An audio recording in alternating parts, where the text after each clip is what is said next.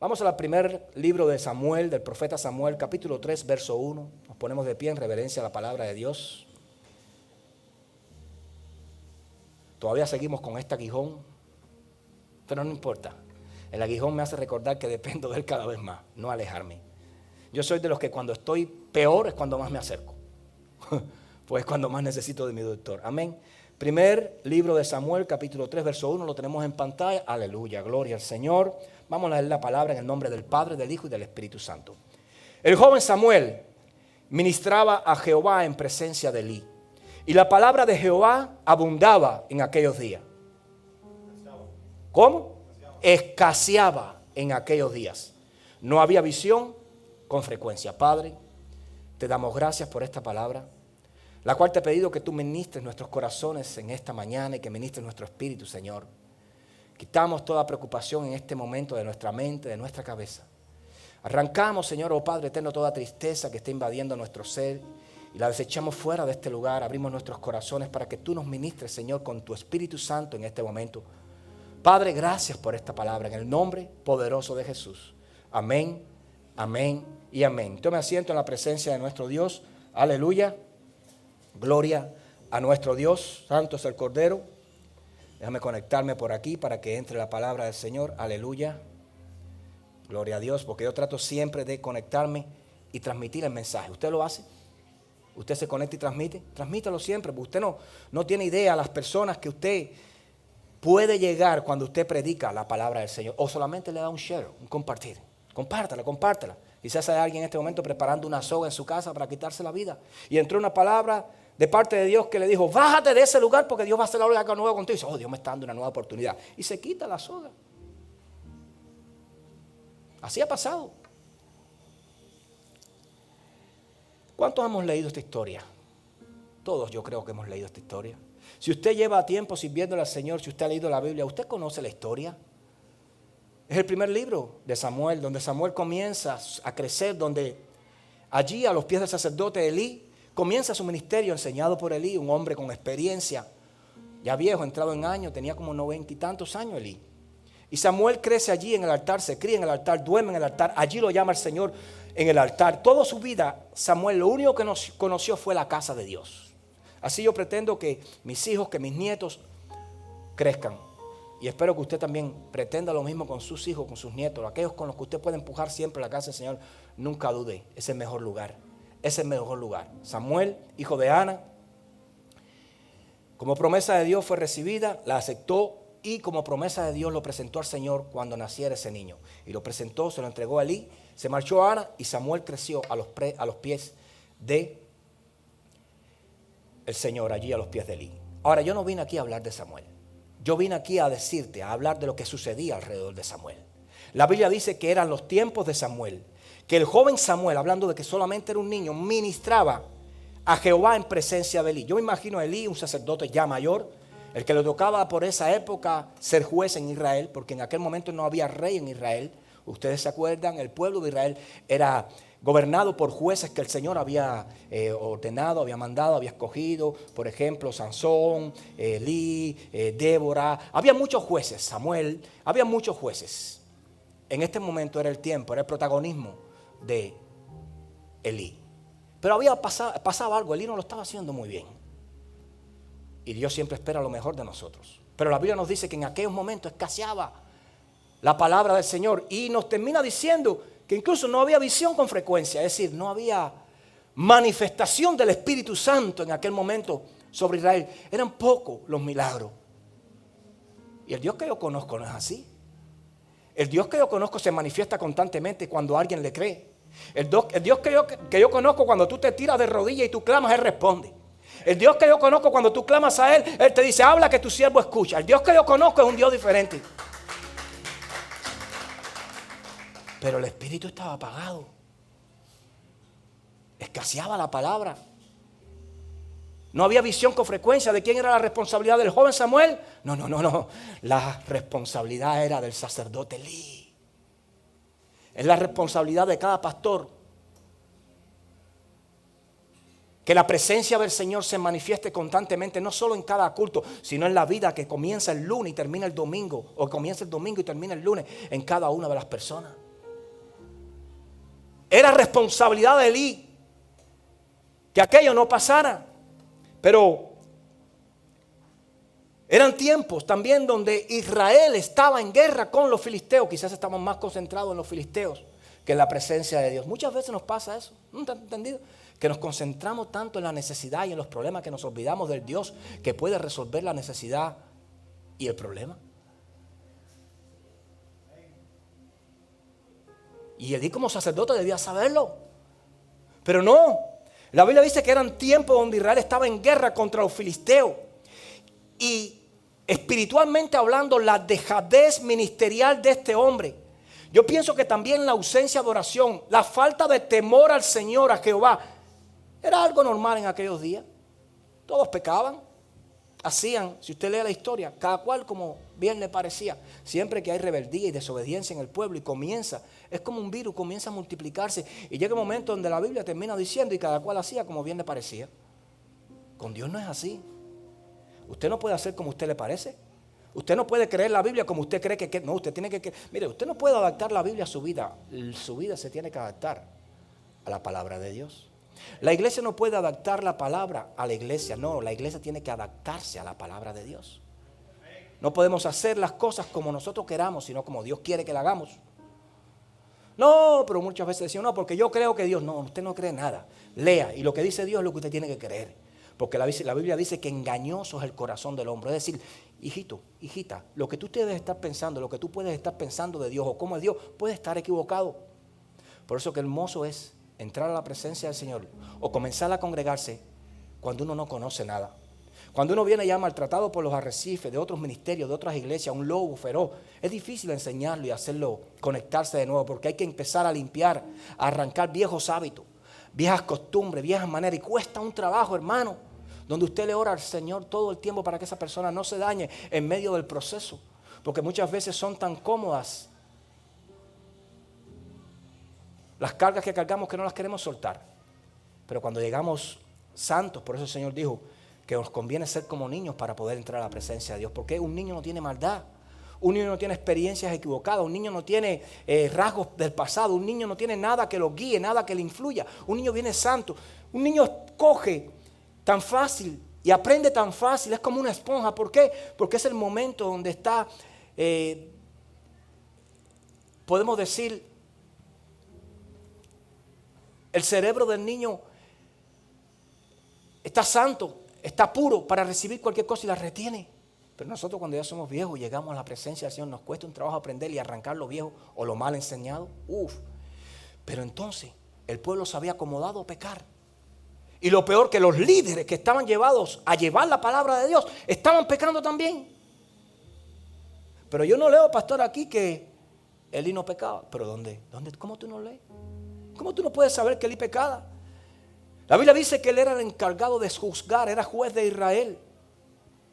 Era el encargado de ofrecer sacrificios a Jehová. Y era el encargado de no permitir que la gloria de Dios dejara de manifestarse. Y ya no había visión, ya no había palabra. Yo imagino que ya en el tabernáculo de Dios se habían perdido los tiempos, los horarios del culto. Ya nadie iba. Hoy hay culto en la iglesia. No, ya nadie iba. Hoy hay culto en el templo. No, ¿cuándo hay culto? Abrieron el templo y eso sí estaba cerrado. Yo me imagino que era así en ese momento en Israel. Pero se había cerrado el tabernáculo de la tierra, pero nunca se había cerrado el tabernáculo del cielo. Dios estaba observando y mirando. Por eso, hermano, nunca se acomoda en lo que está haciendo, porque en algún momento Dios te va a jalar la alfombra. En algún momento Dios te va a decir, hasta aquí llegaste, nené. En algún momento el Señor te va a decir, no quiero que sigas haciendo lo que estabas haciendo, porque aunque tú pienses que yo estaba dormido, que yo no estaba mirando, yo te estaba observando, dándote tiempo a ver si te arrepentías. Y eso decidió hacer el Señor, de enviar un profeta, un hijo de él, donde estaba allí el sacerdote, y decirle lo que iba a pasar a partir de ese momento en adelante con él y su familia. Elí hizo todo lo contrario, descuidó el sacerdocio y fue permisivo con el pecado de sus hijos. Dios le había dado a Elí, a su descendencia, una promesa de perpetuidad. Escuche esto, que por generaciones sus hijos eran descendientes de Aarón. Escuche, de Aarón. por perpetuidad y por generación iban a estar delante de él ofreciendo sacrificios, ministrando desde el altar al pueblo de Dios. Es decir, yo juro, dijo el Señor, por mí, que siempre que te portes bien, tu familia, tus hijos, tus nietos, tus bisnietos me van a servir. Y el Señor se cansó y mandó un siervo y le dijo, dile que ya no va a ser así, que hasta aquí va a llegar él, que hasta aquí van a llegar sus hijos. Es más, sus hijos van a morir los dos en el mismo día. Y ese profeta fue donde estaba Elí y le dijo lo que el Señor le había dicho. Y él dijo, Jehová es que haga según su voluntad. Al menos tuvo humildad en recibir la palabra del Señor. Yo me estuviera ahogando en llanto si yo recibiera una palabra como esa. Porque comenzar bien para terminar mal, comenzar tranquilo para terminar llorando, hermano, no es lo que yo espero del Señor. Yo quiero que cuando el Señor me llame a su presencia, Él me pueda decir, como dice su palabra, entra mi buen siervo fiel, entra mi gozo. En lo poco me fuiste fiel, en lo mucho te pondré. Es decir, yo quiero solamente escuchar palabras agradables de parte de mi Dios cuando yo entre en su presencia. Y espero que tú también tengas ese deseo en tu corazón. Hermano, usted puede ser una persona descuidada en su vida personal. Y quiero decirte, ser descuidado en tu vida personal, eso va a impactar tu vida. Usted puede ser una persona que pueda vivir sin orden y esto seguramente va a afectarte a ti personalmente. Usted puede tomar malas decisiones y cada vez que usted toma malas decisiones, quiero decirte que vas a pagar por ellas. Pero cuando usted, escuche bien, cuando usted descuida su vida espiritual, todo lo que te rodea, todo lo que te sostiene, todo aquello en lo cual tú habías puesto tu fe y tu corazón, se comienza a derrumbar. Se derrumba tu paz, se derrumba tu economía, se derrumba tu matrimonio, se derrumba tu credibilidad y se derrumba tu fe. Porque descuidaste tu vida espiritual. Simplemente tu vida espiritual. No descuidaste quizás tu negocio. Tu negocio será, tu paz será, tu credibilidad será y tu fe será solamente el resultado de tu vida espiritual. Dependen de ella. Dependen de ella. Pero ¿cómo comenzó todo esto? Hay que conocer la palabra de Dios para no ir en contra de ella. Y Elí estaba yendo en contra de ella. Escuche, Levítico, capítulo 6, verso 12 al 13. Levítico, la ley. Levítico es donde Dios dio la ley al pueblo de Dios. La ley. Sigue Levítico en la Biblia. No fue quitada y arrancada de ella cuando aquel grupo, la Septuaginta, la escribió o la llevó a que el mundo la conociera. Cuando la Biblia se tradució al griego, siguió lo levítico en la Biblia. Quiere decir que la palabra de Dios, la ley de Dios sigue lativa, activa y presente para nosotros. Y estaba ahí y Elí conocía esta palabra. Y dice, y el fuego encendido sobre el altar no se apagará, sino que el sacerdote, esto es directamente dado por Dios, sino que el sacerdote pondrá en él leña. ¿Cuándo? Cada mañana. Y acomodará el holocausto sobre él. Y quemará sobre él las grosuras de los sacrificios de paz. El fuego arderá continuamente en el altar. Y vuelve el Señor a decir, no se apagará. Como cantaba ella, qué hermoso. No se apagará. No se puede apagar el fuego de mi altar, le estaba diciendo el Señor al pueblo de Israel. Porque si se apaga el fuego, te apago a ti. Porque si se apaga el fuego, te apago tu vida.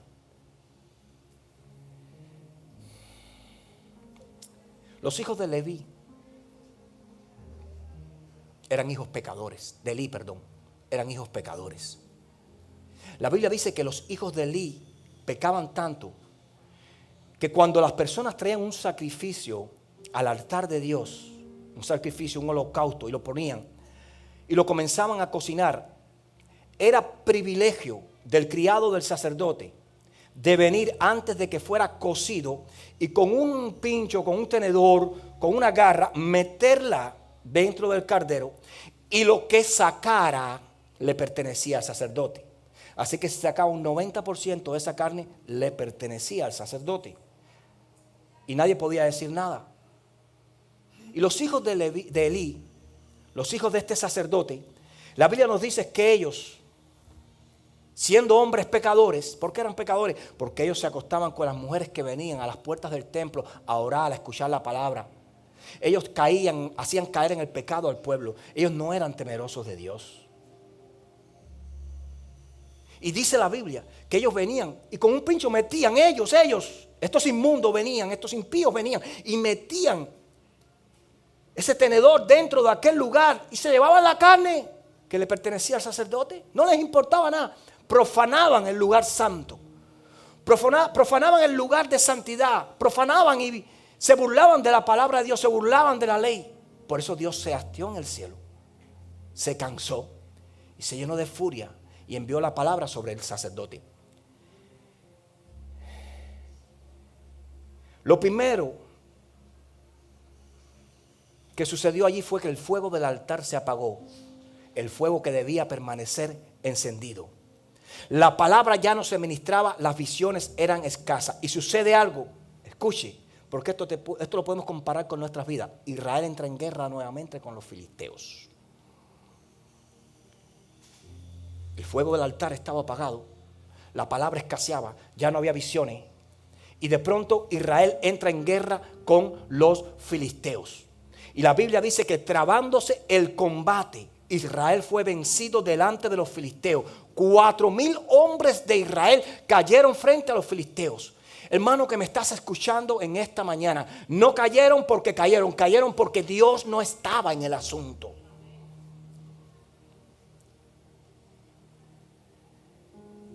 Y comenzaron los ancianos del pueblo de Israel a preguntarse: ¿qué fue lo que nos pasó?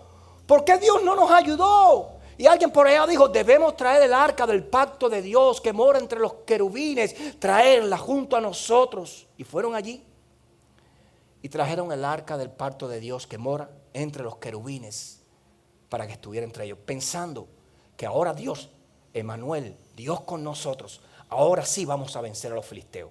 Pero cuando usted lee la palabra de Dios, ¿sabe lo que dice? Los que trajeron el arca, los que cuidaron el arca, no fueron los hombres santos.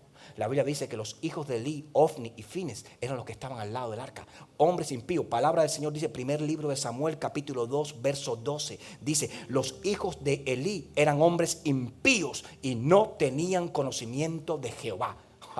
¿Cómo un hombre impío va a tocar lo santo?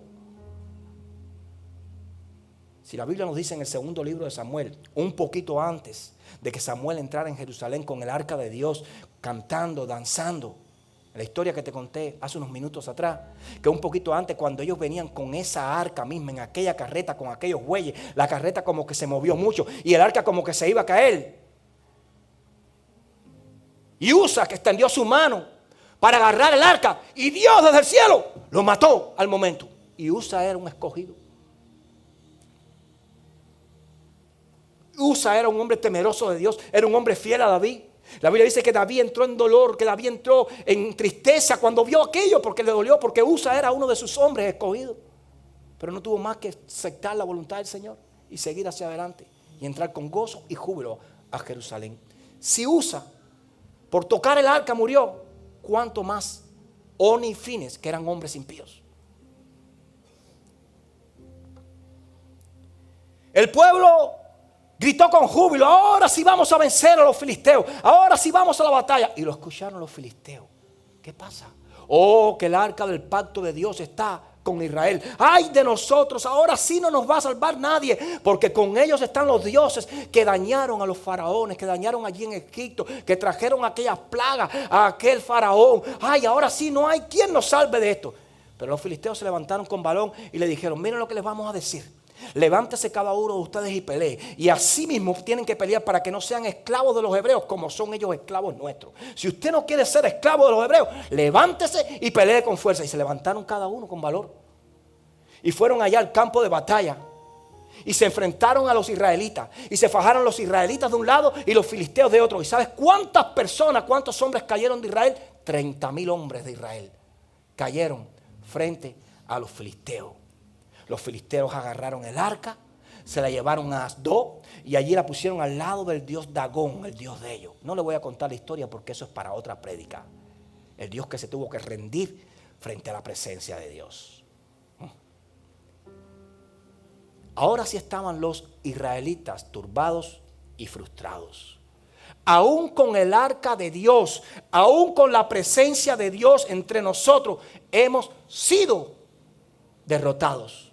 Lo que sucede es que el arca estaba entre ellos, pero la presencia de Dios no estaba en el asunto. Dios no estaba en el asunto. El deseo de vencer, el deseo de victoria sobre el pueblo de Israel no salía del corazón de Dios, porque Dios los estaba llevando al mismo lugar donde ellos solitos se metieron cuando descuidaron la presencia del Señor dentro de su pueblo. Jehová había dicho: el fuego sobre el altar no se apagará. No había compromiso en el sacerdote, no había temor en el sacerdote, no había pasión en el sacerdote. Y cuando hablo en el sacerdote, me imagino que en la mayoría del pueblo tampoco. Muchas veces, muchos de nosotros nos quejamos, se secan las despensas. Muchas veces nos quejamos, se acaba el dinero. Muchas veces pensamos, perdemos todo, perdemos la paz. Y comenzamos a decir, oh, esa es la... Ahora a todos lo echamos cuenta a la inflación. Es la inflación. Es la situación que está pasando. Son los problemas económicos en los que está entrando el país. Es la economía del país. Es el COVID. Lo que sucede no tiene que ver con el COVID. Lo que sucede no tiene que ver con la inflación. Lo que sucede no tiene que ver con la economía ni con la elección de un presidente. Lo que sucede es que cuando tú permites que el fuego del altar de tu vida se apague, Dios no va a estar en el asunto cuando tú lo requieras. Lo que sucede es que cuando se apaga el fuego del altar, cuando se apaga aquello que debe estar encendido y a la cual el sacerdote debe prender y debe garantizar que haya leña cada mañana, porque yo estoy delante del sacerdote, porque la Biblia dice que somos reyes y sacerdotes. Entonces, hay algo muy importante que quiero compartir contigo en esta mañana. El altar del Señor. Cuando hablamos del altar, usted está pensando en este lugar donde yo estoy. No. Usted es un altar. Porque si el altar de Dios fuera este, cuando usted sale de aquí, el altar no va con usted. La Biblia dice que somos reyes y sacerdotes. Mire, primera carta del apóstol Pedro, capítulo 2, verso 9, dice: más vosotros, hablando del pueblo del Señor, más vosotros sois linaje escogido, real sacerdocio, nación santa, pueblo adquirido por Dios, para que anunciéis las virtudes de aquel que nos llamó de las tinieblas a su luz admirable. Apocalipsis capítulo 1, verso 6, dice: y nos hizo reyes y sacerdotes para Dios su Padre. El altar de Dios, el altar de Dios, el altar de Dios, el altar de Dios no es un lugar solamente de adoración y refugio. El altar de Dios también es un lugar de provisión. Si se te olvida eso, hoy lo vas a entender. El altar de Dios es un lugar también, aparte de ser un lugar de adoración y refugio, donde usted, donde quiera que esté, se tira en sus pies. Y no importa, ¿por qué? Cuando usted ve a los del Medio Oriente tirarse donde quiera 3 veces al día a orar, a Daniel no le interesaba. La Biblia dice que Daniel oraba 3 veces al día. Y yo estoy seguro que las 3 veces al día no se encontraba en su casa. Había veces que quizás como él tenía un cargo grande, él era uno de los 3 gobernadores de aquel lugar en Babilonia, bajo Darío. Yo me imagino que muchas veces el momento de oración de Daniel lo encontraba en el jardín del palacio. O lo encontraba en el campo, lo encontraba dentro del pueblo, allí, no sé, donde se está haciendo la feria. Pero allí, sin importar, Daniel se tiraba a orar. Cuando usted vea un musulmán, fíjese, no importa donde él esté, no importa el lugar donde él esté, no importa las personas que le rodeen. Claro, él siempre va a buscar un lugar así apartado, no va a tratar de estar estorbando, de estar obstaculizando algún recorrido, un paso de personas. Pero allí no le va a importar quién esté mirando, quién le esté señalando, quién lo esté criticando. Allí se va a tirar a la hora que él se tira siempre y nada lo va a detener. Nada lo va a detener. Él va a orar. Porque mantenía su altar encendido, mantiene su relación encendida, mantiene el altar con fuego. Constantemente, porque el fuego del altar no se puede apagar. Y usted es un altar de Dios. Usted es un altar del Señor. Cuando se apaga el fuego en tu vida, cuando entras en los quehaceres, cuando entras en la rutina, cuando entras en el exceso de trabajo, cuando entras en muchas cargas, comienza a apagarse el fuego de tu altar. Comienzas a ocuparte de lo que no deberías ocuparte, que es de lo que se ocupa Dios, y te comienzas a desocupar en lo que deberías ocuparte y que de eso no se ocupa Dios. Dios no se ocupa del fuego. Del fuego me ocupo yo. Del fuego te ocupas tú, hermano. De mantener tu altar encendido, de mantener tu tiempo de oración, de mantener tu comportamiento delante del Señor. Reyes y sacerdotes. Cuando usted lee esto, Elías era un sacerdote. Y dice la palabra de Dios en Apocalipsis que Él nos hizo reyes y sacerdotes. Entonces este mandamiento aplica, este mandato para nosotros también. Cuando usted lee esto, usted tiene que decir reyes y sacerdotes. Entonces yo soy portador de ese fuego. Pero claro que eres portador de ese fuego. Primera carta a los Corintios capítulo 3 verso 16 que dice: ¿no sabéis? ¿Alguien no sabe esto? Que vosotros sois templo del Espíritu de Dios y que el Espíritu de Dios mora en vosotros. ¿No sabéis, Julio? ¿No sabéis, Lester? ¿No sabéis, Mari? ¿No sabéis, hijos, que vosotros sois templos del Espíritu de Dios y que el Espíritu de Dios mora en vosotros? Pero Espíritu de Dios, ¿qué es el Espíritu de Dios? Bueno, la Biblia nos lo representa de muchas formas cuando usted lo lee. A veces habla como que es una paloma. Nos muestra como paloma. Cuando el Señor se bautizó, allí dice que el Espíritu de Dios vino sobre él como paloma, lo cual habla de pureza. La Biblia nos enseña sobre el Espíritu de Dios también, lo muestra como agua, lo cual hace relación al bautismo. La Biblia hace relación al Espíritu de Dios cuando habla del viento también, pero la Biblia hace relación al Espíritu de Dios cuando habla del fuego también. Y el mismo Señor nos dijo que nos iba a bautizar con lenguas de fuego. Espíritu Santo en nuestras vidas. Entonces, si apagamos el altar, apagamos el fuego del Espíritu de nuestras vidas, que es el que te guía, que es el que pone gracia, que es el que pone favor, que es el que pone poder y autoridad en tu vida. Cuando el fuego del altar se apaga, clamarás, pero nadie te escuchará. Pensarás que estás bien y estás mal. Pensarás que vas bien y vas mal. Porque el fuego se apagó. Y sabes, lo que más trabajo nos cuesta es que el fuego se mantenga encendido. Porque eso requiere sacrificio. Eso requiere compromiso. Eso requiere entendimiento. Pastor, explíquese, me encanta esta palabra. Cuando yo hablo de entendimiento, por ejemplo, Salomón, dice la Biblia que fue el hombre más sabio y más rico que hubo y habrá sobre la tierra. Pueden hablarte que quizás hoy, no sé, el presidente de la Unión Soviética, Vladimir Putin, es el hombre más rico del mundo. Es verdad. De Rusia, perdón. ¿Y cuál dije yo? Bueno, Soviet Union. Es el hombre más rico del mundo, es verdad. Es más rico. No hay nadie como él, porque no solo es hombre, sino presidente y todo es él. Y dice la Biblia que no habrá otro más fuerte, más sabio y más rico que Salomón. Quiere decir que nadie iba a superar la riqueza de Salomón. Era un hombre extremadamente sabio. Más cuando conocemos su historia, comenzó bien, dándole la honra a Dios. Comenzó encendiendo su altar cada mañana, manteniendo su altar encendido. Pero dice que tenía más de 1000 concubinas, más de 1000 mujeres. Y fue en pos de esas mujeres, adorando a los dioses de esas mujeres. Y comenzó a prevaricar, comenzó a desviarse, comenzó a pecar y terminó apartado por Dios. ¿Qué le faltó a Salomón? Podía tener sabiduría, pero sabiduría no necesariamente habla de entendimiento. El entendimiento, en este caso, es lo que te ayuda a entender. Yo sin él no puedo estar. Yo si sigo de esta forma voy a terminar mal. Entendimiento es lo que necesita la iglesia para entender dónde necesita estar, qué necesita hacer, qué necesita priorizar. El entendimiento, porque alguien te va a decir, no, lo que a Salomón le faltó fue temor de Dios. Es que tú no llegas a saber si tienes o no tienes temor de Dios si no hay entendimiento. No puedo fallarle a Dios. No puedo quedar mal con Dios.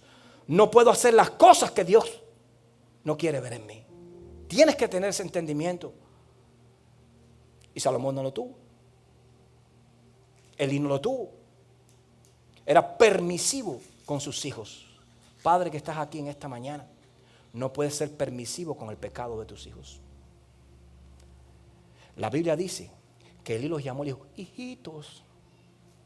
Así como con miedo. Yo me imagino, hoy en día hay muchachos que les pegan a sus padres y que los padres tienen miedo a hablarle a sus hijos. Lo hay. Quizás no sea tu caso, pero yo los he visto y tú los has visto en aeropuertos, en ferias, en muchos lugares. Hijitos, vengan acá. Les llamó Elí y les dijo, mire, es que la fama que ustedes tienen, lo que yo he escuchado no es bueno. Lo que están diciendo las personas que ustedes están haciendo no es bueno. ¿Qué están haciendo? Mira, te voy a decir algo. Si el hombre pecare contra el hombre, un juez lo juzgaría. Pero si el hombre pecare contra Dios, ¿quién lo juzgaría? Por favor, no sigan haciendo eso. Fue un hombre permisivo en el pecado de sus hijos, los soportó, los aguantó. Y aún siendo hombres impíos, como lo habla la palabra de Dios, ahí en el libro de Samuel, los dejaba entrar al templo. Los dejaba que ministraran. Ellos ministraban hasta en el templo. Cuando usted lee, la Biblia no lo dice, pero lee y estudie. Ministraban, ayudaban al Padre en el templo. ¿Pero por qué pasó eso? Porque el fuego del altar en Elí se había apagado. Y la representación del fuego interno era la representación del fuego externo. En el altar de Dios, allí en aquel lugar, había una vela que debía estar encendida y ya no estaba. Si la vela del altar físico estaba apagada, la vela del altar interior, el fuego del altar interior, estaba apagado. Por eso es que pasó lo que pasó. Fueron a la guerra, cayeron 30,000 personas en aquel lugar, murieron muchos, incluyendo a Ofni y a Fines. Y ahí estaba Elí, sentado a la puerta de su casa. Y de pronto oye un sonido. ¿Y qué sonido es ese? ¿Qué estruendo es ese? Era uno de los hombres que venía de la guerra para darle las noticias al parte. Y le dijo, Elí, hemos sido derrotados. Han caído 30,000 hombres de nosotros, incluyendo a tus 2 hijos. Mire esto. Y después con tiempo búscalo en la Biblia. Elí estaba sentado. La Biblia dice que era un hombre alto, pesado, entrado en años, creo que tenía 98 años. Han caído 30,000 hombres de nuestro pueblo, incluyendo tus hijos, Ofni y Fines, han muerto también. Y Elí se quedó ahí. Y el arca del pacto de Dios también fue tomada por los filisteos. Y dice que cuando él escuchó que el arca del pacto de Dios había sido tomada por los filisteos, cayó para atrás y se nuncó. Es decir, tuvo una reacción más grande, no por la muerte de sus hijos, sino por lo que estaba pasando con el arca del pacto de Dios. Esos detalles nos pueden hablar a mí de algo y a ti de algo importantísimo. Aunque estaba descuidado de la presencia de Dios, aunque estaba descuidado del fuego de Dios en el altar, aunque estaba descuidado de su ministerio, aunque estaba descuidado de su tiempo de oración, aunque estaba descuidado de su palabra, el Espíritu de Dios vino sobre él, porque él había sido un escogido del Señor. Ojo, Dios nunca te va a soltar. Dios nunca te va a soltar. Puedes descuidarte, puedes dejar de orar, puedes dejar de ayunar. Para algunos ayunar es mencionarle a Satanás. No es mencionar, entra en ayuno y cambiará su vida espiritual. Puedes dejar de congregarte, puedes dejar de hacer lo que tú quieras. A donde te metas, Dios te va a ir a buscar. Y el Espíritu Santo te va a estar hablando. Regresa a mí. Enciende tu fuego. Y tú sabes que tienes que encenderlo, pero no lo enciendes. Te dejas guiar por el que hace. Y sigue con tus fuerzas, tratando de que el fuego externo se entienda con fuerzas humanas, cuando el fuego externo se enciende con fuerzas internas. Porque es el poder interno del hombre, es la relación con el Espíritu de Dios la que hace que las cosas cambien. Cuando Dios creó los cielos y la tierra, no tomó un martillo, una hoz, una herramienta, un cuchillo, no. Todo fue creado por el sonido de su voz. Hablando, creaba. Hablando, creaba. La Biblia nos dice que hay poder en las palabras, hay poder en los labios. Hay poder de vida, hay poder de muerte. Cuando el hombre de Dios crece internamente, externamente se manifiesta lo que internamente se elabora.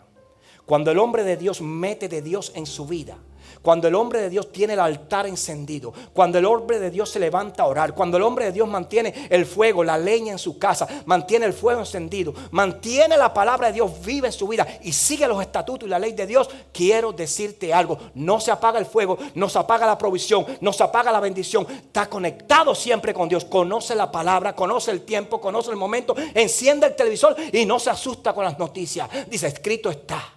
Escrito está. Están llegando los tiempos, amor mío, donde hay que meterse a ayunar. Están llegando los tiempos, amor mío, donde hay que llegarse a meterse a orar. Pero mira, pastor, pero no crean eso. Si ya estoy viendo que las cosas se están calmando, ya estoy viendo que aquello está cogiendo su nivel. Mira, la Biblia dice que donde digan paz, habrá guerra. No se van a arreglar. No se van a arreglar. Porque eso no lo decide el hombre. Ya lo decidió Dios. No se van a arreglar, hermano. No se van a arreglar. Pastor, entonces, ¿qué camino yo tengo? Pastor, es que usted las noticias que me da son negativas. Son negativas para el mundo que no conoce al Señor. Pero para el cristiano que busca la salvación y la vida eterna son positivas. Más cerca está el día. Más cerca está el momento por el cual has orado tanto. Más cerca está el día de la redención. Más cerca está el día donde el novio llegará por su novia. No hemos luchado y trabajado para esto. ¿Usted quiere seguir pagando biles? ¿Usted quiere seguir cargando, levantándose todos los días a las 4, a las 5, a las 6 de la mañana y viendo si le alcanza? ¿Usted quiere seguir con esta guerra que usted no fue concebido para ella? Dice la Biblia que nuestra ciudadanía no está en la tierra, que está en los cielos. Entonces usted se faja todos los días con un enemigo visible y usted quiere usar armas visibles para derrotarlo. Pero Pablo nos dice que las armas de nuestra milicia no son carnales, sino poderosas en Cristo Jesús. Que nuestra guerra no es contra carne ni contra sangre, es decir, no es contra un hombre, es contra principados, contra potestades, contra huestes de las regiones celestes. Es decir, sobre tu vida, sobre tu casa, sobre tu matrimonio, sobre tu economía, hay huestes espirituales que quieren destruirte. Y cuando pasan y cuando están allí, no ven fuego en el altar. No ven oración, no ven sacrificio, no ven palabra, no ven visión, no ven a un hombre ni a una mujer que busca el corazón de Dios. Ven a uno reposando, durmiendo, comiendo. Ven a uno allí, cansado en la carne, nunca en el espíritu. El espíritu no se cansa. El espíritu del hombre no se cansa. Porque el espíritu del hombre siempre va a anhelar el espíritu de Dios. Fue diseñado para eso. Noé levantó un altar para el Señor, un altar físico. Abraham levantó un altar físico para el Señor. Isaac levantó un altar físico para el Señor. Jacob levantó un altar físico para el Señor. Moisés levantó, ellos levantaron altares para Dios. El Espíritu Santo está dentro de nosotros. Iglesia, nosotros debemos levantar siempre ese altar dentro de nosotros, el cual no se puede apagar. No se puede apagar. No es Dios el responsable de que esté encendido. Hija, tú eres responsable de tu llama, de tu fuego, de que ese altar nunca se apague.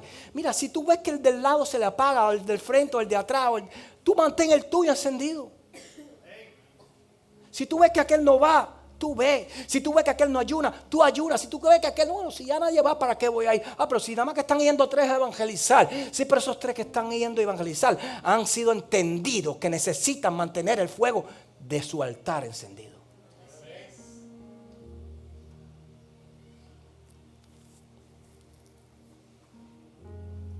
Somos responsables nosotros. ¿Habrá algún sacerdote aquí en esta mañana? ¿Habrá algún sacerdote aquí en esta mañana? Porque si eres un sacerdote, quiero decirte algo, eres responsable. Mi esposa puede ser una mujer de oración, pero si mi esposa se mete y ora más que yo y busca más que yo tengo un problema. Yo tengo un problema y grande.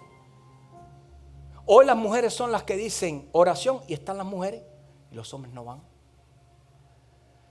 Ayer hablábamos en la reunión de pastores Tráigame al grupo de intercesión. Todas mujeres. Sí, es verdad, es verdad, y es verdad.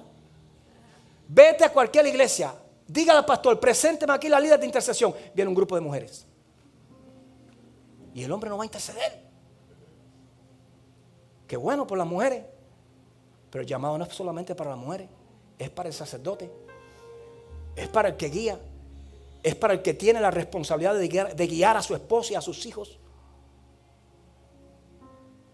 Claro que cuando un hombre no se levanta, se va a levantar la mujer. Eso nunca lo dude. ¿Por qué se apagó el fuego del altar? Los afanes pueden apagar el fuego. Los quehaceres, como te dije hace un rato, pueden apagar el fuego del altar. Las luchas de cada día, las necesidades de cada día, las preocupaciones de cada día. ¿Tú tienes preocupaciones? Contigo, con tus hijos. ¿Tú tienes preocupaciones? Te tengo una noticia. Todos los días vas a tener preocupaciones. Así que todos los días tienes que seguir buscando al Señor. Esto no se acabó. Esto continúa. Y cada vez se va a hacer más fuerte. Timoteo, llamado por Dios, comenzó su ministerio, su pastorado, y llegó un momento donde casi comienza a apagar el fuego. Comenzó como a tener miedo por la persecución, comenzó como a tener miedo por la situación. Timoteo casi se apaga, pero ¿sabes qué? Cuando Timoteo casi se apaga, apareció un Pablo que estaba allí y le dijo: hijo, no dejes que el fuego se apague en tu ministerio. Hoy yo te estoy diciendo lo mismo, porque yo creo que tú, como un Timoteo, en algún momento quizás has tenido cansancio. Quizás en algún momento has tenido miedo. Quizás en algún momento te has sentido ya como que es así. Está diseñado para que te canse. Está diseñado para que te rinda. Está diseñado para que no veas. Está diseñado, escucha bien, para que no entiendas que lo que te conviene no es lo que la carne desea, sino con lo que el Espíritu llama a hacer. No pases la hoja. Porque cuando te enteres, vas a preguntarte como estos ancianos: ¿qué nos pasó? ¿Dónde nos descuidamos? ¿Qué dejamos de hacer? Y cuando mire, te van a decir: si el fuego está apagado, Dios no está en el asunto. Ponte de pies.